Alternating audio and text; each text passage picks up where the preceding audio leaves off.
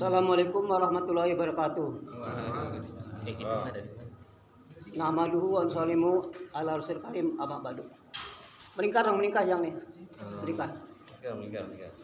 Ya. Saya jaga sini.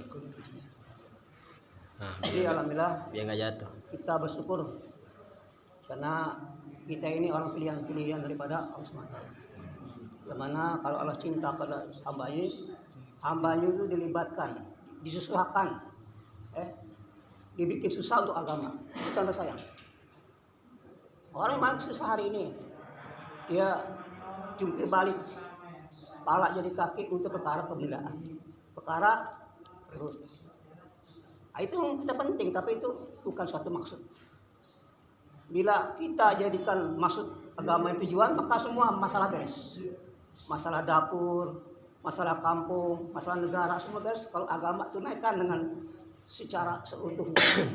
Karena yang Allah perintahkan islami kafah, seluruhan. Hadirin, kira-kira kalau kita bikin benda kalau nggak sempurna enak kan dipakai. Bikin mobil nggak sempurna, belum ada bannya, bisa nggak pakai. Jadi sempurna Pak, itu agama secara sempurna baru Allah datang pertolongannya, Nusratullah datang, ya masalah kita beres. Orang-orang luar Islam akan tunduk pada Islam. Orang Islam dia berlutut sembah sujud pada kita, bakal kita ini benar mengamalkan agamanya, konsekuen dengan imannya, yakin pada Allah la ilaha illallah. Ini Pak harus yakin seperti itu Pak. Jadi Allah ini nggak mau Pak kita ini kalau pekerja dakwah ini main-main. Nanti hasilnya main-main lagi. Perkara yang buat main-main Pak, itu hasilnya juga nggak akan bisa maksimal. Allah minta yang sungguh-sungguh, yang serius, sehingga kita ini layak mendapat untung khairo umat. Kita umat terbaik Pak. Syaratnya apa? Bantu agama Allah. Intan surullah yang sukun, boy sabit, akdamaku. Siapa bantu agamaku, aku bantulah kamu dari musuh tegap. Siapa musuh kita Pak? Setan dan antek-anteknya. Itu musuh kita Pak. Jadikan setan musuh kita Pak. Jangan setan jadikan teman. Jadi CS. Jadi konconya. Nah ujubil. Setiap nabi pada itu ada lawannya. Itu para orang-orang kafir, orang musyrikin, munafikin, itu ada lawannya Pak pasti. Enggak ada kita nih dakwah santai, tenang, ya. Luas gunawan enggak ada Pak, enggak ada di sini. Enggak cerita orang dakwah itu mulus, enggak ada. Pasti ada tantangan kiri kanan, samping, depan, belakang. Selalu ada Pak. Kalau enggak ada ujian, iman enggak naik. Tapi begitu ada ujian, iman naik Pak. Nabi Ibrahim ketika dibakar, apa dia, ya Allah bantu saya ya Allah, jangan padamkan api, apa begitu doa Nabi Ibrahim, ada nggak? Ya Allah ini Namrud hancurkan, nggak begitu. Tapi apa yang dikatakan? Asbunallah wa ni'mal wakil. Ya, cukup Allah bersama saya. Hatta walaupun itu malaikat nolong, ditolak Pak. Kita baru tolong sama Jenderal Bintang 3 aja kita udah bangga. Ini tolong sama malaikat sendiri Pak yang nolong, yang mau bantu. Kamu apa izin dari Allah? Tidak, ini inisiatif saya. Oh tidak, sorry dah, aku hanya Allah, cukup Allah penolongku. Asbunallah wa ni'mal wakil. Maka api perintahkan Pak pada api itu, ya nakuna badawan ala Ibrahim. Maka sejuk api Pak, api sejuk Pak. Api yang harusnya nyaman, api yang harusnya membakar jadi nyaman Pak. Menyejukkan pada api Pak, kayak di AC Pak. Bukan kedinginan, bukan tapi nyaman. Allah merubah suasana yang sangat membahayakan jadi suasana yang menyenangkan. Itu terserah Allah. Mau bikin nyaman jadi dangsak, yang merasa susah terserah Allah. Orang miskin rumahnya sempit lagi kan, kontrakan belum bayar, tapi ada iman, laksana di dalam istana dia tinggal.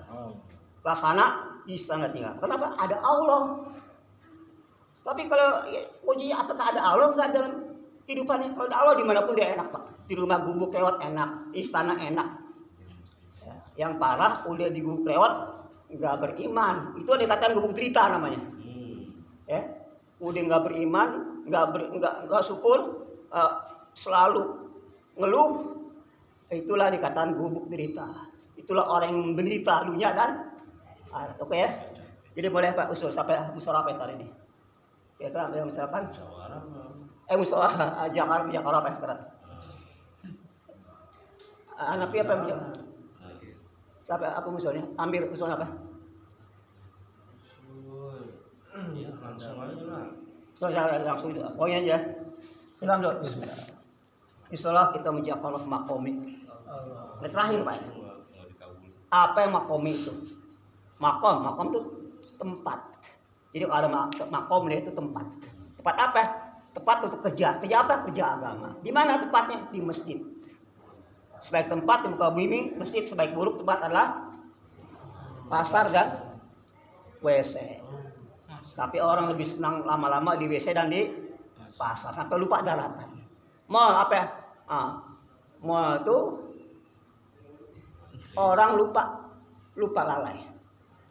Lalai itu lupa lalai itu udah lupa. Jam berapa nggak tahu kan di mall kan? Enggak. Majelis orang lalai. Majelis orang lalai. Jadi hadirin kita. Jadi makom itu makam untuk kerja karena hadirin syarat hidayah turun itu dengan mujahadah. Memang hidayah tangan Allah Pak.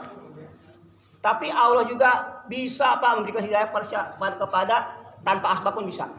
Tanpa adanya nabi yang dakwah, tanpa adanya dai yang berdakwah. Itu Allah kuasa Pak. Dengan kehendaknya Allah bisa orang semua beriman sebagaimana imannya Nabi kita Pak, Nabi Muhammad bisa. Allah bisa berikan orang semua sifat iblis bisa saja Allah kuasa. Tapi ini sunatullah. Harus ada usaha dan ikhtiar. Dulu para nabi Pak yang usaha atas hidayah. Mereka habis-habisan harta diri, enggak. Sampai di nabi ada yang ditarik oleh kuda sehingga badannya. Ada yang dimakan ikan hiu. Ya. Ada yang dia dibakar, macam-macam Pak untuk agama. Allah redho Pak. Allah ridho perkara ini Pak. Karena agama itu ajas, agama ada apa Pak? Pengorbanan. Tiada cinta tanpa pengorbanan. Bapak kalau nggak ada pengorbanan sama isi, kita mau cari pasangan, cari jodoh, nggak pengorbanan ya gombal loh. Mau cinta doang, mana buktinya lu cinta sama gue? Ya nggak? Ngomong lo sama ember kan gitu. Jadi perlu ada pengorbanan. Tak sayang, kalau kita tak korban tak sayang. Ya, tak kena gitu Pak. Jadi itulah jadi makom itu makom itu. Kemudian bagaimana cara kita tuh? Apa keuntungan?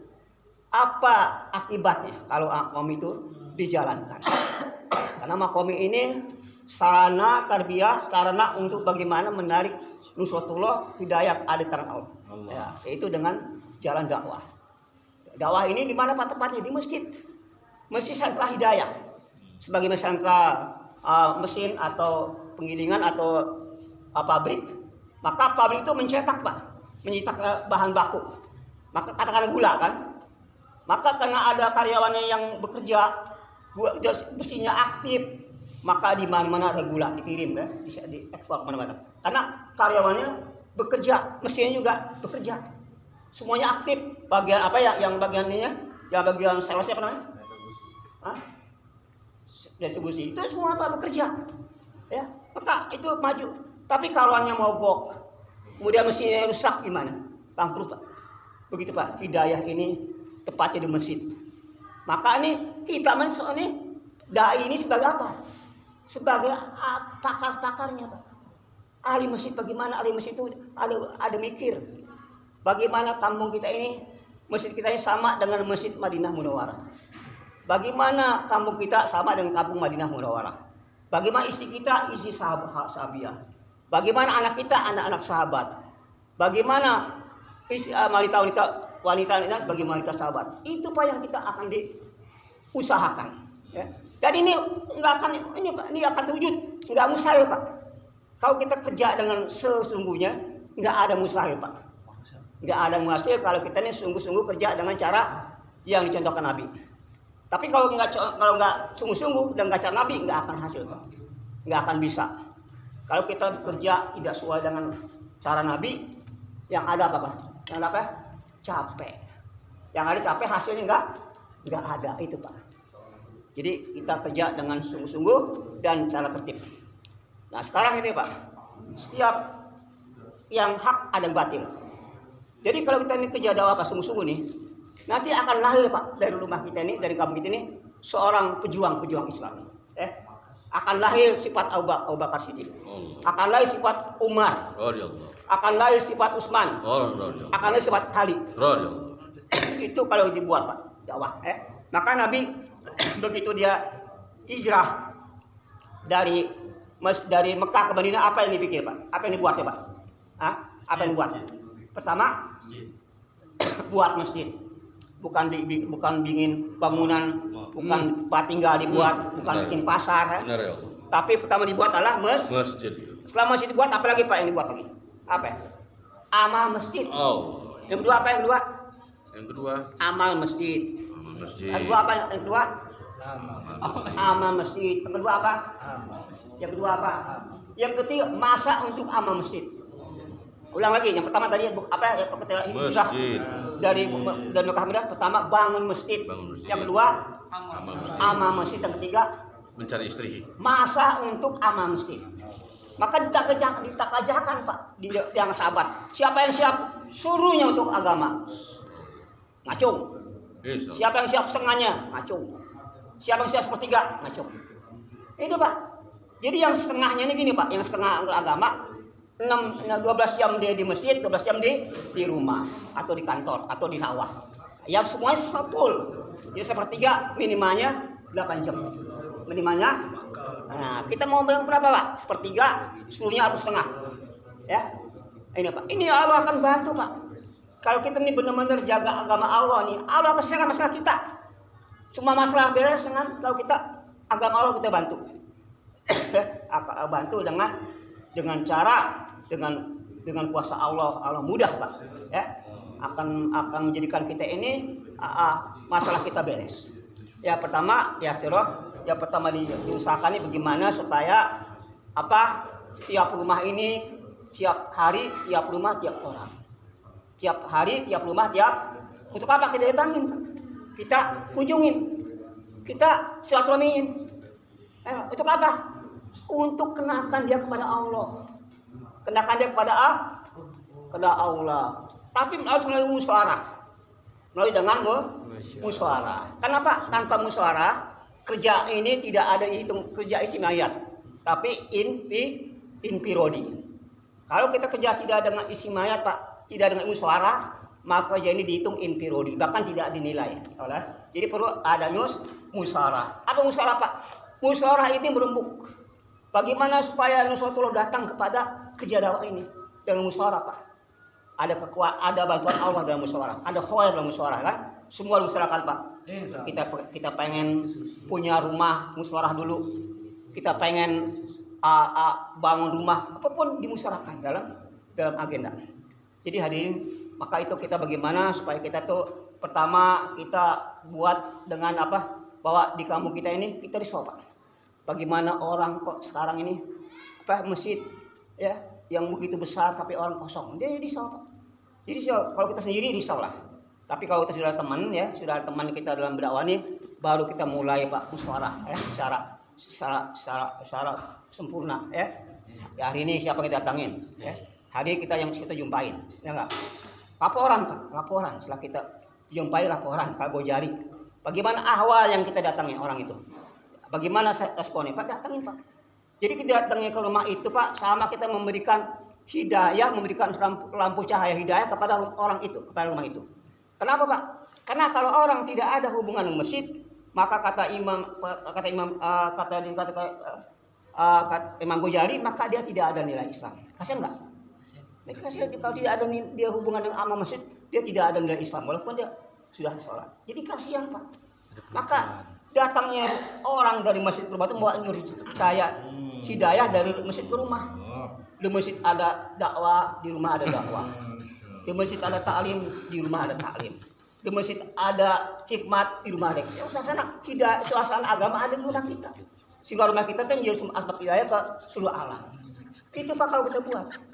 Maka setelah kita mendatangi rumah kita Pak, maka kita kalau ini Pak kita ada namanya tahu semua berapa orang yang ada di rumah itu Pak. Siapa namanya, anak laki-lakinya berapa, perempuannya juga kita harus tahu. Untuk apa Pak?